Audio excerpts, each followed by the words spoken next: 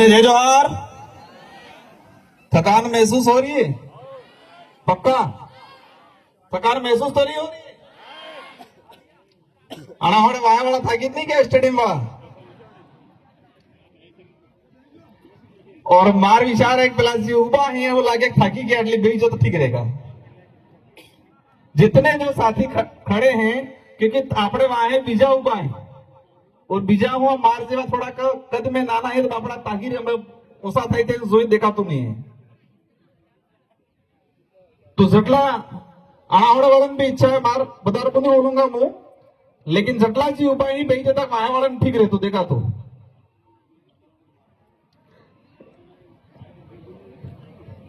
और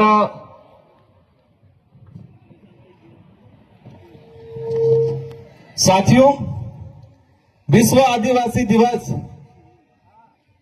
international day world of indigenous people हमारे लिए एक गौरव की बात है कि विश्व आदिवासी दिवस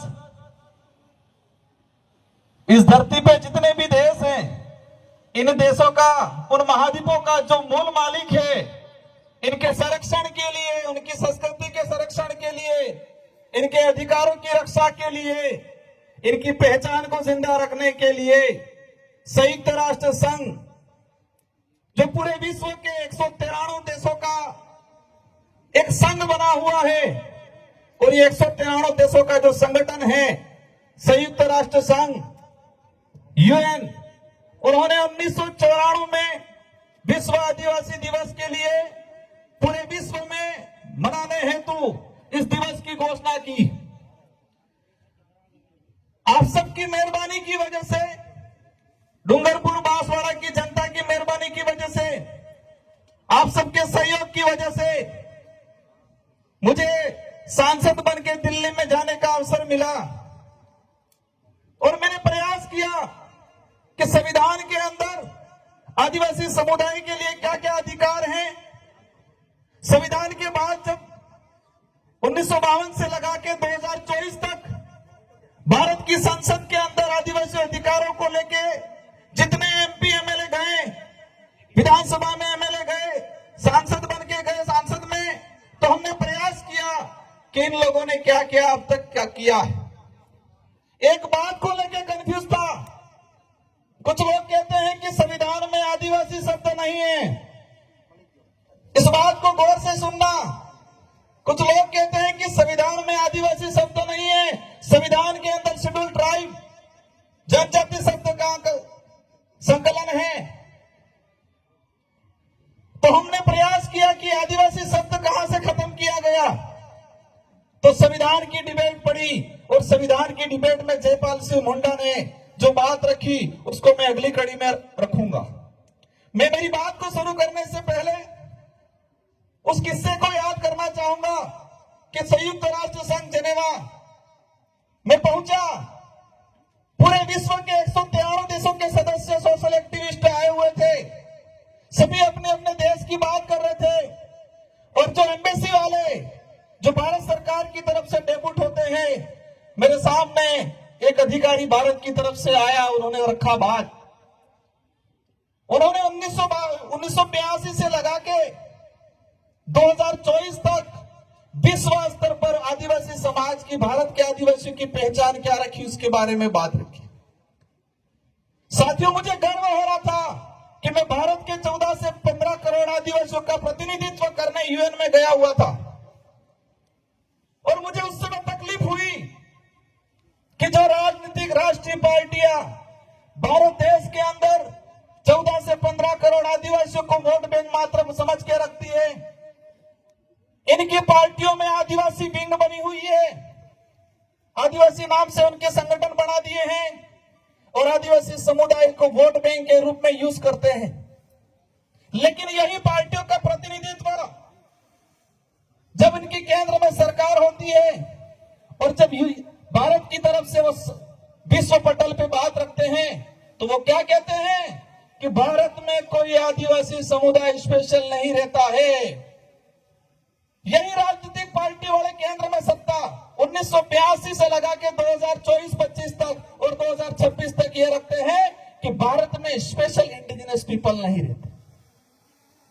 तो मुझे उस समय तकलीफ हुई कि ये राजनीतिक पार्टी आदिवासी समाज के नाम से आदिवासी संगठन बना के, उनकी पार्टियों में विंगे बना के, बड़े बड़े कार्यक्रम करके आदिवासी समाज का वोट लेती है, मिसयूज करती है, लेकिन अंतर्राष्ट्रीय स्तर पे आदिवासियों की पहचान को खत्म करने का काम किया गया इन लोगों ने। इस बात को भी हमें गंभीरता समझना है कि आदिवासी शब्द को लेके हमारे समाज के लोगों में हीन भावना डालने का काम किया था इन लोगों ने। आजादी के बाद जब बात आती थी हमारे समाज के आइडेंटिटी को लेके, तो एक भावना डाल ली थी, आदिवासी मतलब कमजोर, पिछड़ा हुआ, अपने आप में हीन भावना प्रकट हुई। और ये हीन भावना जब गांवों से व्यक्ति शहर में गया तो अपने आप को आदिवासी कहने में शर्माता था। इस विचारधारा की बदौलत जो आज से 5 साल 10 साल पहले हमारे इस क्षेत्र का भाई अपने आप को आदिवासी कहने से कतराता था, डरता था, हिचकिचाता था, आज गर्व से कहता है कि मैं आदिवासी हूं। यह उपलब्धि हुई है इस विचारधारा की। कुछ लोग कहते हैं क्या किया, क्या हुआ? जिस समाज के अस्तित्व को खत्म करने का काम किया था, जिस समाज की पहचान को मिटाने का काम किया था, उस समाज को आत्मनिर्भर बनाने का, उस समाज को गर्व से अपने आप को आदिवासी कहने का अधिकार दिलाने का, उनके अंदर हौसला पैदा करने का काम किया इस विचारधारा। जब संयुक्त राष्ट्र के अंदर देखा गया 1982 में, मेरा जन्म तो 1992 का है, मेरे जन्म से 10 साल पहले जब भारत सरकार का प्रतिनिधित्व गया, उन्होंने कहा कि भारत में कोई इंडिजिनस पीपल नहीं रहता है। 1979 के अंदर विश्व पटल पे आईएलओ कन्वेंशन 159 पास हुआ, तो भारत सरकार ने साइन नहीं किए। आईएलओ कन्वेंशन 169 क्या है? पहली बार सुना होगा आपने। इंटरनेशनल लेबर जो ग्रुप बना था, अंतर्राष्ट्रीय श्रम संगठन, इसमें यह प्रावधान था कि विश्व में किसी भी देश पे जो आदिवासी समुदाय पारंपरिक रूप पे जिस जमीन पे रह रहा है, उस जमीन का मालिकाना अधिकार उस आदिवासी परिवार को मिलना चाहिए। यह उस कानून में था। उस कानून में यह प्रावधान था जो आईएलओ कन्वेंशन 169 जो है कि आदिवासी इलाके में आपको खनन करना है, कोई भी देश की सरकारें तो आदिवासी इलाके में अगर खनन करती है तो इनको खनन करने से पहले उन लोगों से अनुमति लेनी होगी। भाई 5वीं अनुसूची 6वीं अनुसूची में भी प्रावधान है और पैसा एक्ट में भी प्रावधान है, लेकिन भारत सरकार ने साइन नहीं किए कि हम साइन नहीं करते। बड़े तकलीफ की बात है कि 1994 में विश्व आदिवासी दिवस घोषित हुआ और हम सबको पता चला आज 5 से 10 साल पहले, और आज कुछ लोग कह रहे हैं कि वो यूएनओ का आदिवासी मामला अलग है और हमारा यहाँ का मामला अलग है। जो लोग कहते हैं कि इंडिजिनस का अर्थ अलग है और आदिवासी का अर्थ अलग है, मैं एक बात बताना चाहूंगा, हमारे देश का नाम क्या है? हमारे देश का क्या नाम है? संवैधानिक कॉन्स्टिट्यूशन में सबसे ज्यादा जो विवरण दिया गया है, उल्लेख किया गया है इंडिया, और उसमें यह बता दिया गया है कि India that is a Bharat, या Bharat that is a India. मतलब भारत है वही इंडिया है, इंडिया है वही भारत है। और एक तीसरा नाम प्रचलन में हो रहा है हमारे देश का, वो क्या नाम है? सभी राजनीतिक पार्टियां बड़े बड़े मंचों से कहती है संविधान के अंदर मुख्य रूप से इंडिया और इंडिया के बाद Bharat, Bharat that is a India या India that is a Bharat का उल्लेख है। और तीसरा हमारे देश का नाम है, हम तो नहीं लेते, बहुत कम लेते, क्योंकि हम संविधान को मानते। बाबा साहब अम्बेडकर, जयपाल सिंह मुंडा ने जो संविधान लिखा है उसकी पालना करते। तीसरा नाम का उल्लेख क्या होता है? हिंदुस्तान। आवाजाही। मतलब हमारे भारत देश के संवैधानिक 2 नाम है, भारत और इंडिया, और तीसरा प्रचलन में जो आ रहा है और ला रहे हैं वो हिंदुस्तान। आदिवासी शब्द के लिए आप कहते हो कि संविधान में उसका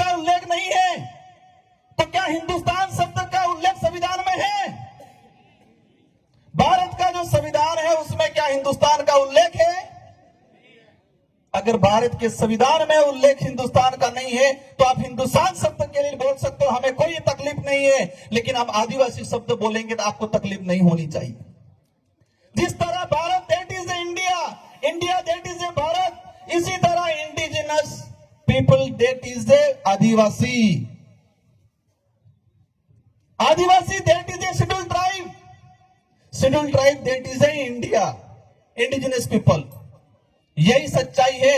और इस आदिवासी शब्द को खत्म करने का काम किया है। वो खत्म करने का काम इसलिए कर रहे हैं कि गर्व से कोई व्यक्ति ये नहीं कहे कि मैं आदू आदना धनी मूल दूरना धनी, ये नहीं कहे। आज जिस तरह से कुछ लोग लिख रहे हैं, पिछली बार देखा होगा कि राजस्थान के मुख्यमंत्री जी ने आदिवासी दिवस का ट्वीट किया और 20 मिनट बाद जब नागपुर से फोन आया और फोन आने के बाद 20 मिनट बाद राजस्थान के मुख्यमंत्री जी ने वो ट्वीट हटा लिया और यहां आ रहे हैं, कहते हैं आदिवासी भाइयों हम आपका कल्याण करेंगे। आदिवासी इतना अब ना समझ नहीं रहा है, इतना भोला भी नहीं रहा है। और एक चीज देखिए कि आदिवासी समाज का जो व्यवहार है, सीधापन, भोलापन, हर किसी पे विश्वास करने का, उस विश्वास का, इस भोलापन का इन लोगों ने फायदा उठाया है आज तक।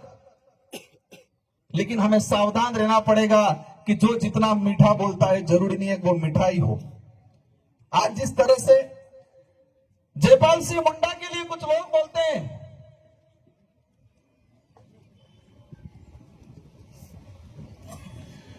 आज जिस तरह से जयपाल सिंह मुंडा, मैं एक बात बताना चाहूंगा, भारत का देश के संविधान निर्माण में बाबा साहब अंबेडकर जो आदिवासी दलित पिछड़ों के अधिकारों के लिए, समानता के लिए, इस देश में स्वतंत्रता के लिए जो प्रावधान किए, और विशेषकर जयपाल सिंह मुंडा जिन्होंने विशेषकर आदिवासी समाज के हक अधिकारों के लिए, उनकी पहचान के लिए संविधान सभा में अगर मजबूत पैरवी नहीं की होती तो जो आदिवासी दलित समुदाय आज अधिकारी बन के, नेता बन के, टाई पहन के, सूट बूट लगा के और टाई बेल्ट पहन के घूम रहा है, अगर वो जयपाल सिंह मुंडा और अंबेडकर साहब नहीं होते तो आज उनके आगे तो हांडी होती और पीछे झाड़ू लगाया हुआ होता। संविधान की सभा में जयपाल सिंह मुंडा आदिवासियों की मजबूत पैरवी करने वाले और बाबा साहब अंबेडकर इस देश के आदिवासी दलितों की मजबूत पैरवी करने वाले नहीं होते तो जो आज आदिवासी समाज का प्रमाण पत्र बना के जो नेता विधानसभा संसद में जा रहा है, जो आदिवासी समाज का प्रमाण पत्र लगा के कर्मचारी अधिकारी बन के ऑफिसों में जा रहा है और सूट बूट टाई लगा रहा है, अगर ये दो व्यक्ति नहीं होते तो शायद हमारे आगे हांडी होती और पीछे झाड़ू होता। क्योंकि आदिवासी दलितों को इस देश में पढ़ने का अधिकार हजारों सालों से नहीं था, इस संविधान ने हमें दिया। और आज जयपाल सिंह मुंडा के लिए कहते हैं कि जयपाल सिंह मुंडा तो ऐसे ही था, संविधान में बकवास करता था। राजेंद्र प्रसाद जी ने बोला था, मैं इस मंच से खुला चैलेंज करता हूं, एक नेता का मैंने भाषण सुना था जयपाल सिंह मुंडा के लिए और संविधान की अधिकतर पूरी डिबेट हमने पढ़ी कि कहीं पर भी राजेंद्र प्रसाद जी ने यह नहीं कहा था जयपाल सिंह मुंडा को कि आप बकवास करते हो। यह जरूर देखा और मैं उनको धन्यवाद देना चाहता हूं कि तुम्हारी वजह से मुझे संविधान की डिबेट पढ़ी और जयपाल सिंह मुंडा ने आदिवासियों के अस्तित्व के लिए, उसकी आइडेंटिटी के लिए, उनके अधिकारों के लिए कितना लड़ा पड़ा वो मैं समझा। और जयपाल सिंह मुंडा के लिए मेरे मन में जो भाव थे उससे और बढ़ गए, मेरे मन में जो इज्जत थी वो और बढ़ गई। एक बात जयपाल सिंह मुंडा ने संविधान में कहा था, संविधान की सभा में कुछ सदस्यों ने आदिवासी समाज को अल्पसंख्यक में गिनने का प्रावधान दिया, मतलब चर्चा की थी कि आदिवासी समाज को अल्पसंख्यक में गिनो। तो जयपाल सिंह मुंडा ने कहा था कि आदिवासी समाज को दया के रूप में अल्पसंख्यक गरीब में चिन्हित करने की भूल मत करना। आदिवासी समुदाय इस देश का मूल मालिक है, प्रथम नागरिक है, यह जयपाल सिंह मुंडा ने कहा था। साथियों, बड़े दुर्भाग्य की बात है कि हमको 5000 साल पुरानी काल्पनिक एक एक बात बताई, लेकिन 50 साल पहले की, 100 साल पहले का, 200 साल पहले का इतिहास हमको नहीं बताया इन लोगों ने। ये जो लड़ाई है हमारे अस्तित्व को बचाने की, उसको हमें लड़ना है। और जयपाल सिंह मुंडा ने एक बात बोली थी, लोकतंत्र की जब बात आती है कि हमें लोकतंत्र, आदिवासियों को लोकतंत्र सिखाने की जरूरत नहीं है। आदिवासी हजारों सालों से लोकतांत्रिक व्यवस्था को जीते आ रहा है और दुनिया और आप सबको आदिवासियों से लोकतंत्र सीखने की जरूरत है। साथियों, जिस तरीके से हम आज देख रहे हैं, और मैंने एक बात पे गौर किया, एक ऐसी विचारधारा है इस देश के अंदर, और वो विचारधारा आदिवासी हो, दलित हो, किसी भी वर्ग का गरीब व्यक्ति है, किसी भी समाज का जो मानवता में विश्वास करता है, वैज्ञानिक दृष्टिकोण रखता है, उन सबके लिए घातक है। और आप भी गौर करना कि एक वो विचारधारा है जिस विचारधारा ने अंग्रेजों का साथ दिया था, आजादी का विरोध किया था, तिरंगा झंडे को चलाने का काम किया था, संविधान को चलाने का काम किया था। और तिरंगा झंडे को उनके जो मुख्यालय थे, उन मुख्यालय पे 25 साल तक तिरंगा झंडे को नहीं फहराया था, और आज तिरंगा झंडा घर घर बांट रहे हैं, आज घर घर बांट रहे हैं। वो वही विचारधारा है जो जयपाल सिंह मुंडा को बदनाम करती है, वो वही विचारधारा है जो संविधान की पुस्तक को जलाने का काम करती है, और वो वही विचारधारा है जिसने संत सुरमाल महाराज की भक्ति को खत्म करने का काम किया है। वो वही विचारधारा के लोग हैं जिन्होंने रास्तापाल में कालीबाई कलासुआ, नानाबाई, सेंगाबाई पे गोलियां चलाने का काम किया था। वो वही विचारधारा है जिस विचारधारा ने गोविंद गुरु के महाराज के नेतृत्व मानगढ़ में हमारा आंदोलन हुआ, बिलराज कायम करने को, उसको खदेड़ने में सहयोग करने का काम किया। और वो वही विचारधारा है जो आज आजाद भारत में आदिवासी शब्द को खत्म करने की काम कर रही है। उस विचारधारा के कुछ नेता बोलते हैं कि ऐसे हो जाएगा, वैसे हो जाएगा। तो जयपाल सिंह मुंडा ने संविधान सभा में एक बात और बोली थी नेताओं के लिए, भविष्य में आज जो पनपे हैं उनके लिए। क्या बोला था कि आदिवासी समुदाय को विशेष सुरक्षा की आवश्यकता नहीं है भविष्य में। आदिवासी समाज को भविष्य में जो मंत्री और नेता बनेंगे, तो भ्रष्ट नेता और मानसिक गुलामी की जंजीरों में जकड़े हुए जो नेता बनेंगे, इन नेताओं से आदिवासी समुदाय को सुरक्षित रखने की जरूरत है। ये बात बोली थी जो आज हमें प्रतीत हो रही है। कौन कौन खतरा मंडरा रहा है?